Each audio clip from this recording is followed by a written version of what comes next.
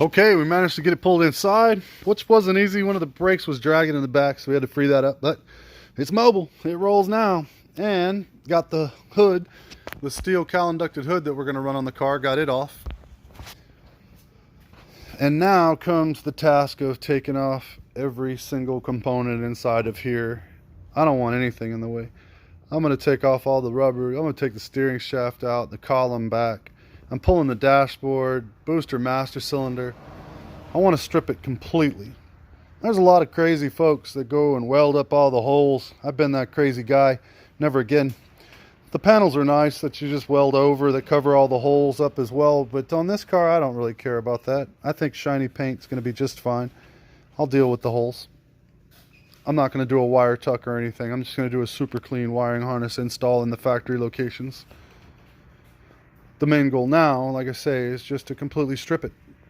So I want it empty, and then I'm going to prep it, sand it, clean it, sand it, clean it, prep it, and put some primer and throw some base coat clear on it. So if I can have this done within the next 48 hours, have the engine bay stripped and primered and painted, that would be dope. So 2 days from the first day I'm touching it, and I'll let it cure. So if the weather stays decent, I'll put it outside with the hood off of the car in the sun, let it harden up a little bit there. I also plan on doing the bottom of the hood in the same regard, so I'll do that. At the same time I do that, I'm going to pull the fenders and the front bumper off. I'll be replacing that front bumper anyway. So I'm going to pull the entire front clip off of it so that I can get back up underneath here, do it right.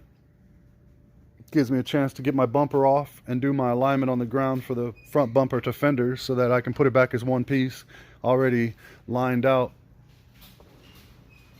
Take off everything. So this is what I'm starting with.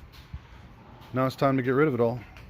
I'm gonna start out here, unplugging, taping, boxing, keeping together, because this is a 90 model, so it's 1 year only harnesses for most of it.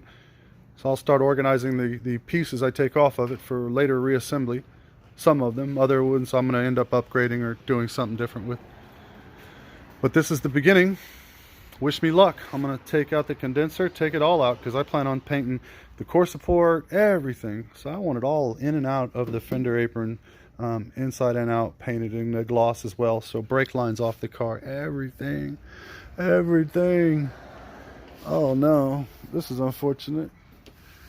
The fuel lines are cut. Tisk tisk.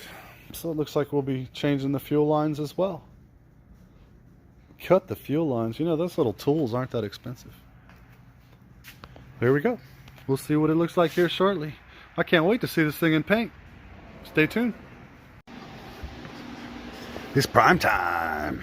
Okay. So we're going to do some high build in the visible areas just so we can feather all the little scuffs and scratches. Figure I'll get about 70% of them out of the way and that'll be good enough. But it's ready for a little coating. So we're going to prime this. But this spot prime is going to be good enough for us to do the base coat on it. Well, top and bottom here is going to be our biggest hurdle, but that shouldn't take too much now that that's all cleaned up and rust free. It's already been sanded down, spotted on the etching primer on the bare metal, and the primer is being mixed up right now. So we'll throw some prime on it, let it harden up a bit, flatten it out, and then mix up some base coat. Hell yeah, it's time. Don't laugh at my tape job. It's perfect. It's gonna do enough to keep the top clean.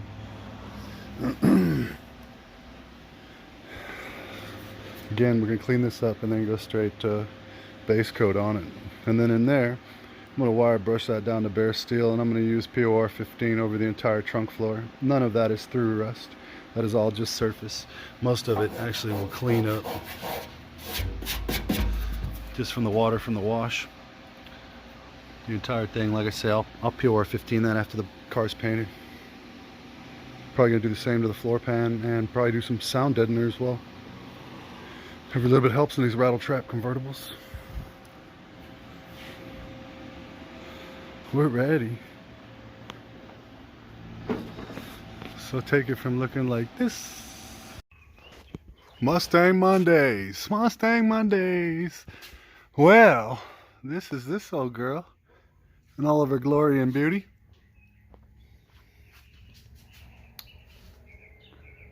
Shimmering.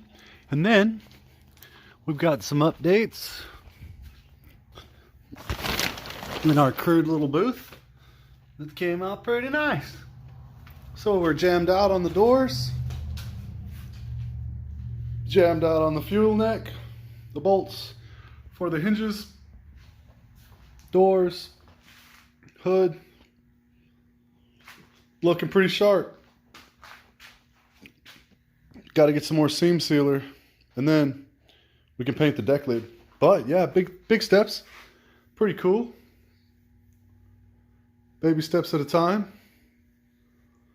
I'm actually going to scuff up. We got some water that came out of the gun on the hood, so I'm going to scuff that in the morning, and then we're going to reshoot clear on the bottom of the hood one last good time. The hinges came out nice.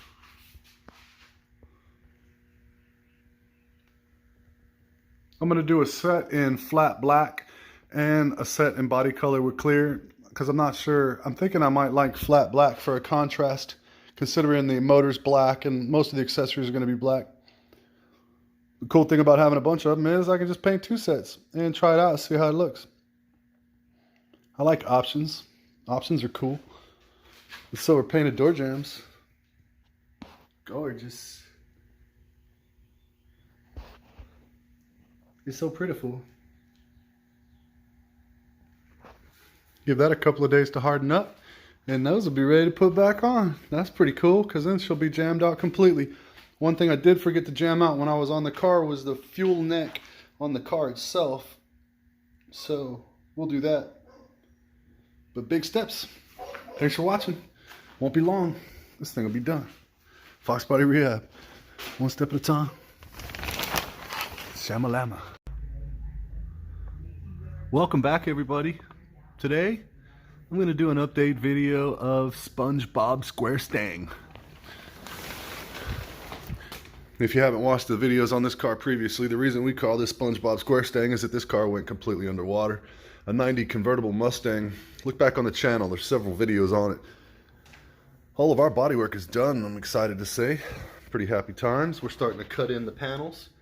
All the jambs have been done already. The meticulous job of taping up the old cheese graters. Getting those painted. Yes, I'm going back cheese graters. Bumpers have been cut in. The inner structure has been replaced, so hopefully it doesn't have too big of a sag. All the edges and corners have been cut in on the ground effects and the bumper covers. That's big news. Big news. The jambs have already been done on the fenders and everything, so maybe today we can start throwing some more color on this monster. Looks like we'll be assembling the ground effects kit onto the car now that it's been cut in. Oh, where the ground effects kit goes. Small cramped corners in here, buddy. Quarters with all this crap. gonna have to empty some of this stuff out to make some room and clean the hell out of the little booth here. But hopefully today we will have some color on this old monster. So stay with us. Post an update as soon as we got some Corona color. Corona color. That's exciting, man. Did the coupe deck lid. That's all smoothed out. And then that steel cowl hood. I've already got the 5-lug front end done on that. Exciting times, man. Exciting times. Hopefully next video I'll show this thing in some color. Stay tuned.